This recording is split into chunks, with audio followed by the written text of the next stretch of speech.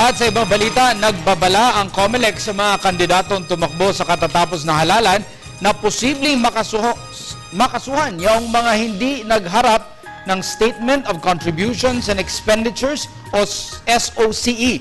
Ito'y makaraan ang itinakdang deadline na nagtapos kaninang alas 5 ng hapon. Si Noel Perfecto, nag-uulat.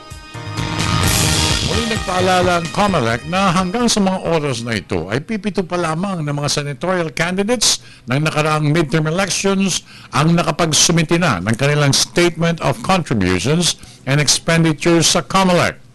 Inaasahan ng COMELEC na sana'y dadagsayin ng komisyonado na mga maghahain ng kanilang sose sa ilang outlets ng COMELEC tulad ng main office dito sa Intramuros at ilang local COMELEC offices dito para sa mga local candidates na maghahain ng kanilang soses. Kasama sa mga naghain ng kanilang sose ay sina Christian Señeres, Ramon Montaño, Bam Aquino, Nancy Binay, Ramon Magsaysay Jr., Grace Poe at Jackie Enrile. Samantala, 26 naman out of 111 party list groups ang naghain na rin ng kanilang financial expenses o SOSE, habang ang political party na United Nationalist Alliance o UNA pa lamang ang naghain ng Statement of Contributions and Expenditures nito sa COMELEC.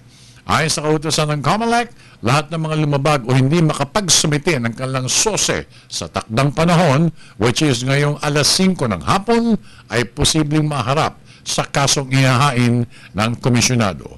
Para sa Telebisyon ng Bayan, ako naman si Noel Perfecto.